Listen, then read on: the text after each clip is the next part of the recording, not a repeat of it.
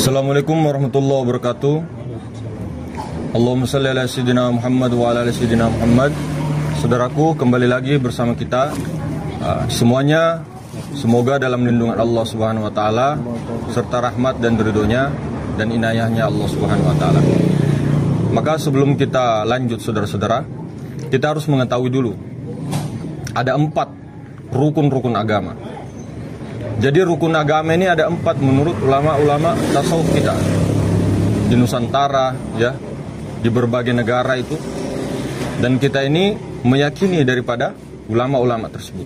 Jadi ada 4 rukun agama. Yang pertama syariat, thariqah, hakikat, dan ma'rifat. Iman, ihsan, Islam, ya, dengan ma'rifat. Jadi 4. Maka kata Al-Quran dikatakan, ud'u fis-silmi kaffa, masuklah ke dalam agama Islam secara kaffa, secara menyeluruh. Jadi orang secara menyeluruh ini harus meyakini bahwa ada 4 rukun-rukun ini. Kalau 4 rukun ini tidak tercapai, maka keislaman kita itu dipertanyakan di mata Allah. Islam minallah, agama kita ini dipertanyakan di mata Allah. Kita lihat zaman-zaman dahulu, ulama-ulama kita, ya, mufti-mufti kita, yang dimana mereka semua ini telah jaya dan sukses mengamalkan agama. Dan mereka ini satu persatu ulama-ulama kita, guru-guru kita itu menguasai keempat rukun agama ini: syariat, syariah, thariqah, hakikat, ma'rifat. Nah, apa yang terjadi di zaman sekarang ini sungguh sangat berbeda ketika kita Indonesia Nusantara telah dijajah oleh Belanda. Itu semua berubah semua, terpisah. Syariah dengan syariahnya, thariqah dengan thariqahnya, hakikat dengan hakikatnya, ma'rifat dengan ma'rifat. Semua dipisah, saudara-saudara. Padahal kalau keempat ini, ya, keempat ini dikali dengan 5, nah, ya, rukun Islam itu menjadi 20. Jadi keempat rukun agama ini dikalikan dengan 5, nah, rukun Islam itu ada 5, itu menjadi 20, sama dengan 20 sifat wajib bagi Allah Ta'ala. Nah, makanya yang mana dimaksud 4 kali 5 ini, ya, rukun agama 4, kemudian 5 rukun Islam. Maksudnya begini, syariah, ya, thariqah, hakikat, ma'rifat. Ada rukun Islam ini ada 5. Yang pertama, 2 kalimat syahadat. Ada syahadat secara syariat, syahadat secara thariqah, syahadat secara hakikat, dan syahadat secara ma'rifat. Begitu juga dengan sholat. Ada sholat secara syariat, sholat secara thariqah, sholat secara hakikat, sholat secara ma'rifat. Puasa juga begitu, zakat dan haji pun begitu. Maka kalau ini digabung, sempurna 20 sifat wajib bagi Allah Ta'ala, sempurna pada insanul kamil. Maka kita harus tahu dulu, saudara-saudara, yang mana dikatakan ma'rifat. Ma'rifat ini adalah penggabungan antara syariat, thariqah, hakikat. Sempurnanya ketiga ini disebut dengan ma'rifat. Nah, maka ma'rifat yang paling tertinggi adalah menggabungkan syariah, thariqah, hakikatnya ini berkelanjutan. Jadi hakikatnya ini, ilmu kesejatian ini berkelanjutan, berkesadaran kekal mengingati Allah Subhanahu wa taala. 24 jam tidak pernah putus. Dalam keadaan sadarnya. Kalau tidur tidak usah ditanya. Maka syariat ini adalah kenyataan. Maksudnya jasmani, rukun-rukun kepada tubuh kita, jasmani kita. Kalau thariqah itu jalan menuju apa? Jalan menuju sang sejati. Kalau hakikat adalah kebenaran mutlak, kebenaran yang hak. Kalau ma'rifat kumpulan daripada syariat, thariqah, dan hakikat. Itu disebut ma'rifat. Maka jelaslah bagi ulama-ulama, contoh kita dengar Imam Al-Ghazali rahmatullahi alaih, 13 tahun untuk mencapai dalam ma'rifat itu. Jadi ma'rifat itu bukan kita belajar, ya, duduk-duduk ikut kajian kemudian ma'rifat, tidak. Ma'rifat itu memang mengenal. Tapi mengenal di sini, ma'rifat di sini, ma'rifat billah, ma'rifatullah ini ada jenjangnya. Ada jenjang-jenjangnya. Ada makom-makomnya. Ada ma'rifat awam, ma'rifat khusus, khawas, ya. Kemudian ma'rifat khususul khawas. Nah, yang khususul khawas ini yang saya jelaskan tadi. Dia syariat, thariqah, hakikat. Nah, itu ketiga itu dinamakan ma'rifat khususul khawas. Maka yang di mana? Nah, yang di mana yang disebut hakikat? Hakikat itu ketika kita memandang semua alam semesta ini, semua yang terjadi di alam semesta ini, itu hakikatnya memandangnya itu loh. Memandangnya itu langsung tembus kepada zat yang maha hidup. Langsung memandang kepada Tuhan itu sendiri. Jadi kita itu tidak melihat sesuatu. Jadi begini, ketika kita melihat dinding, ya, ketika kita melihat dinding dengan pandangan kedua mata, orang-orang syariat, itu memandangnya dinding. Tapi kalau orang-orang hakikat memandangnya itu dindingnya itu dari mana? Dinding itu dari mana asalnya? Dari tanah. Semua kembali ke tanah. Tanah dari air, air dari angin, angin dari api, api dari Nur Muhammad, Nur Muhammad dari Nur Allah dari Tuhan itu sendiri. Jadi langsung tembus. Ketika memandang geraknya, perbuatan-perbuatan orang, perbuatan-perbuatan makhluk, perbuatan-perbuatan alam semesta, dia langsung tembus, langsung ke zat. Makanya saya bilang, ilahi anta maksudi itu hanya engkau yang kumaksud, maksudnya itu zat Allah Ta'ala. Nah, jadi kita itu pandang bukan hanya meyakini bahwa itu Nurullah, itu Nurullah, itu Nur Muhammad, itu Nur Muhammad. Tidak. Harus tahu dudukannya itu di mana sih yang zat maha suci itu. Di mana zat yang maha hidup itu. Nah, itu harus melihat secara jelas. Maka pandangan orang-orang hakikat yang khususul khawas dengan memandangnya alam semesta, itu seolah-olah alam semesta itu tidak ada. Jadi alam semesta itu seolah-olah dilihat ada, tapi dicari-cari tidak ada. Itu pandangan orang hakikat. Jadi ketika dia memandang alam semesta dan seluruh isinya, itu bagaikan debu yang sangat kecil berterbangan di ruang, maha ruang angkasa yang luas, yang tak terbatas itu. Maka semua yang digerakkan ini, kalau orang tahu, tembus kepada zat itu. Semua ini geraknya zat. Geraknya daripada zat. Sifat itu yang mana? Alam semesta, manusia, dan semuanya itu adalah sifatnya Allah. Nah, sifat ini dengan zat itu tidak bercerai. Ahad dia, satu, ketunggalan itu. Barang siapa yang menceraikan zat dengan sifat, itu orang-orang syirik. Jadi zat dengan sifat itu harus bergandengan. Tidak menyatu, tapi satu. Tunggal dia. Nah, perlu diketahui itu. Zat dan sifat. Sifat itu bukan zat. Namun sifat tiada lain daripada zat. Karena sifat itu tidak bisa berdiri kalau tidak ada zat. Contoh, api dengan panas. Nah ya, api dengan panasnya, matahari dengan cahayanya, gula dengan manisnya. Yang paling nampak ini gula apa manis? Pasti orang-orang dari kita-kita yang baru belajar ngomong gula. Bukan, yang paling nampak itu manisnya. Kenapa mas? Yang paling nampak itu manisnya sebenarnya.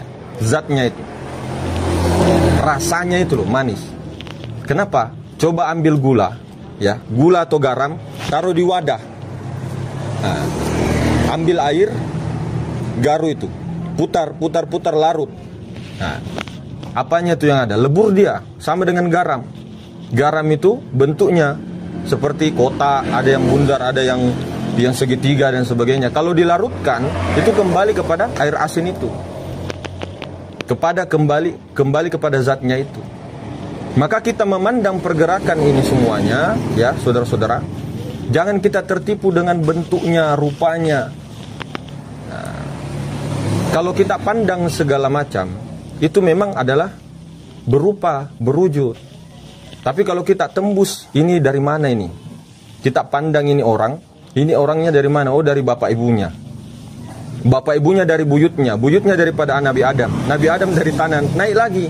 Naik dia pandangannya terus mi'raj itu, tarakki itu, naik. Tanah dari air, air dari angin, angin dari api, api dari Nur Muhammad, Nur Muhammad dari Nur Allah dari Tuhan. Semua sealaman ini geraknya Tuhan. Ketika orang tidak tauhidul af'al, tauhidul asma, tauhidus sifat, dan tauhidus zat, mohon maaf, wujuduka zambun. Ada wujud kita, itu syirik besar. Tidak sempurna amalan, ibadah-ibadah kita. Mau perbuatan kita haji kah, mau perbuatan apakah, perbuatan baik kalau masih ada syirik, kesyirikan di dalam hati. Sementara syirik khafi ini adalah syirik besar, syirik akbar. Makanya dikatakan dalam Al-Quran, dalam hadis itu, mengatakan Allah itu mengampuni semua dosa, sebesar apapun itu. Dosa membunuh kah, dosa apakah, cuma jangan disengaja buat dosa. Tapi selain daripada satu dosa ini, syirik, itu yang tidak diampuni. Maka ketika dalam pandangan agama yang sempurna, Islam yang sempurna, itu tidak boleh ada dua wujud dalam satu. Tidak ada lagi hidupku, ada hidupnya Allah. Ada hidupku, ada hidupnya Allah. Ini masih syirik. Ketahuilah saudara-saudara, cuma di alam semesta ini cuma satu zat yang membolak-balikkan itu. Cuma satu zat hayat, zat hayyun yang membolak-balikkan itu. Dunia ini semua dikendalikan oleh satu zat. Tidak ada boleh dua Tuhan, tidak ada lagi boleh dua zat. Makanya tubuh, hati, nyawa, rahasia. Tubuh itu berarti af'al, ya. Kemudian asma berarti hati kita. Kemudian nyawa ini berarti sifat, nyawa kepada ruh kita ini. Nah, zat itu dirahasiakan. Zat itu yang mana sih? Meliputi. Zat itu luar, di dalam, dan meliputi segala sesuatu. Itulah yang zat. Zat hayat. Nah, zat hayat ini dileburkan kepada yang maha hidup. Maka ketika orang ada di Yogyakarta, ya, ada di Bulukumba, Sulawesi Selatan, ada di Jakarta, ada di Amerika, orang yang tembus kepada zat maha tunggal, itu tahu dia terhubung, itu wasil, itu sampai. Kelihatannya kita ini banyak rupa. Ada orang Amerika, orang Israel, orang Palestina, orang Arab, orang Yaman, dan sebagainya. Tapi kalau kita duduk di ketunggalan, tidak ada lagi rasa-rasa itu. Kita itu tunggal, bukan kitanya. Makanya disuruh dulu matikan diri. Man arafa nafsahu faqad arafa rabbuh. Suruh kenal diri dulu. Kenal diri yang mana? Diri kita ini loh, yang nafs. Yang nafs itu, yang wujud sangka-sangka itu selalu merasa ada itu. Nah, ini yang mau dimatikan. Al-mautu qoblal antal maut. Matikan dirimu sebelum engkau mati. Ini si nafs ini. Maka ketika kita nanti berpulang ke kampung halaman yang sebenarnya, dari mana pulangnya itu? Innalillahi wa inna ilaihi raji'un. Bukan hanya disebut innalillahi wa inna ilaihi raji'un. Dari Allah kembali kepada Allah. Tahu maksudnya. Dari mana? Dari mana asalnya kita itu? Nah, dari situ juga kembali. Maka orang-orang yang ma'rifat billah itu kembalinya ke zat itu, ke zat yang maha suci itu, kembali ke alam nur yang tak terbatas. Itulah surga. Maka surga sekaranglah innalillah itu. Maka ketika nanti kembali sendiri, pulang sendiri ke nur itu. Tapi orang yang tidak tahu jalan pulang, nanti tersesat dia. Dipertanyakan man rabbuka, man nabiyuka, semua dihisab, dimizan semua. Jadi kata ulama-ulama kita, ya, ulama-ulama sufi terdahulu, jika orang sudah berkeyakinan dan dicintai oleh Allah Ta'ala, dia akan ditarik untuk mempelajari ilmu-ilmu seperti ini. Sehingga dia tidak ragu lagi, tidak ketakutan lagi, tidak bersedih hati lagi tentang amal-amalnya yang sedikit. Bukan berarti kita sengaja tidak berbuat. Makanya saya bilang sempurnanya ma'rifat itu ada pada syariat, thariqah, dan hakikat. Hakikat kebenaran sejati, yang dimana itu pandangannya itu 24 jam sadar kepada Allah, bukan sadar kepada makhluk. Maka sebenar-benarnya insan itu adalah af'al Allah. Sebenar-benarnya af'al Allah adalah asma Allah. Sebenar-benarnya asma Allah adalah sifat Allah. Sebenar-benarnya sifat adalah zat hayat. Hayyunnya yang mana? Yang Tuhan itu. Maka semua ini digerakkan oleh Tuhan itu sendiri. Makanya kita ini hadir, ya. Kita ini dihadirkan wujud sangka-sangka ini mau dimatikan dan dinyatakan ini loh haknya Allah. Jangan ragu. Ini haknya Allah Ta'ala.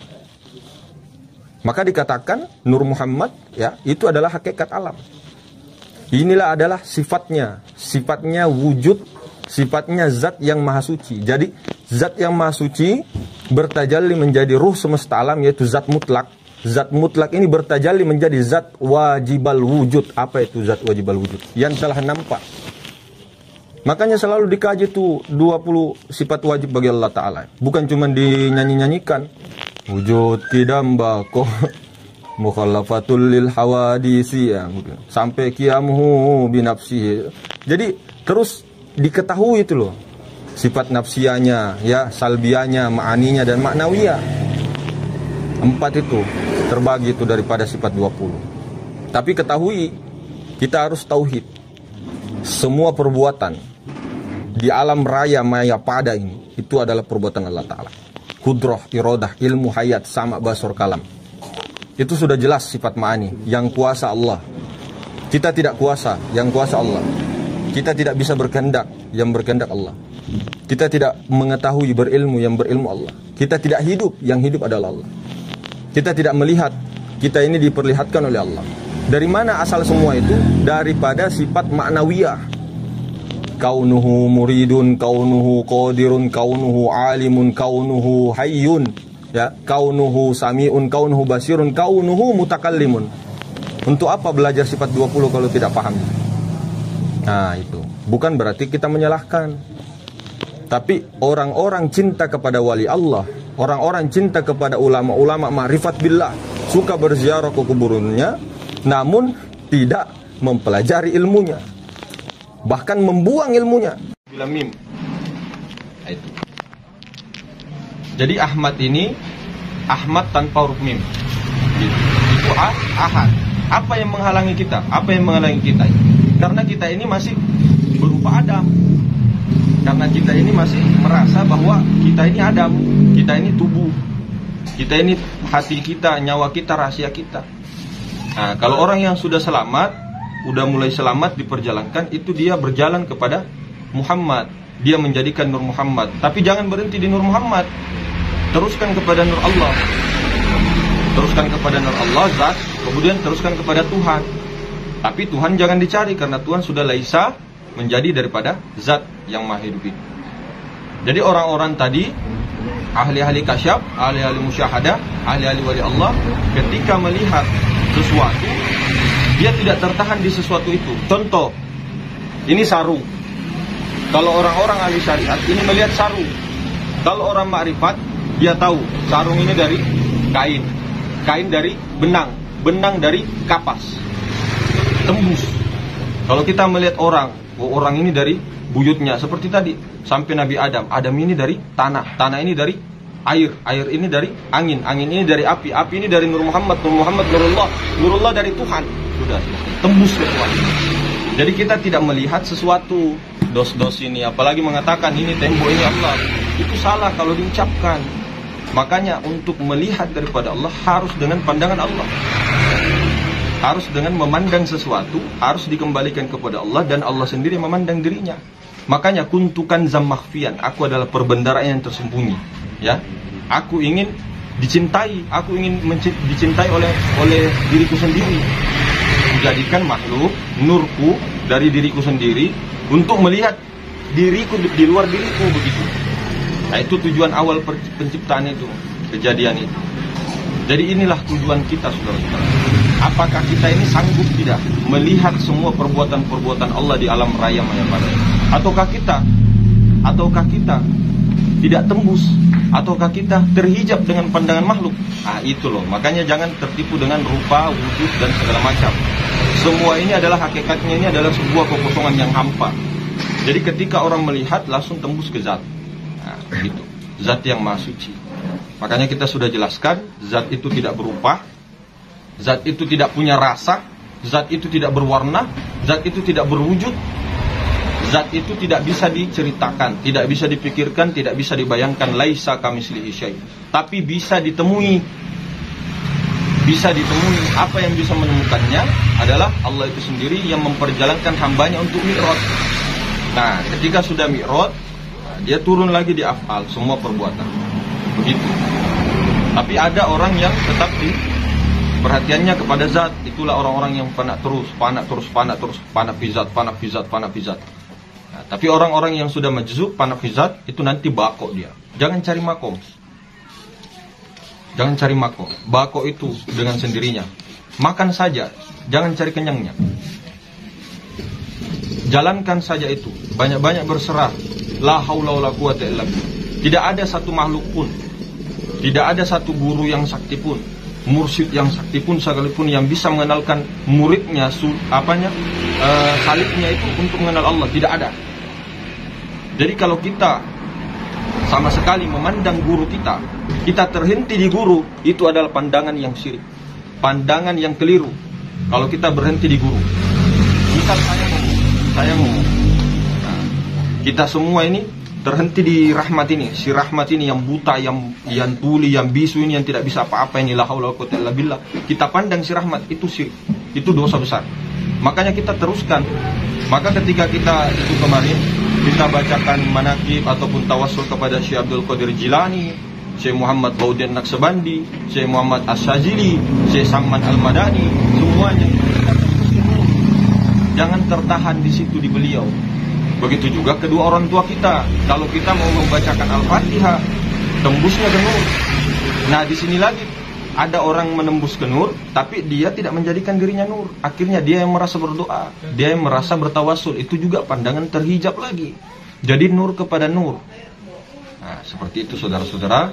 Maka lebih dan kurang-kurangnya semua ini mohon dimaafkan. Assalamualaikum warahmatullahi wabarakatuh.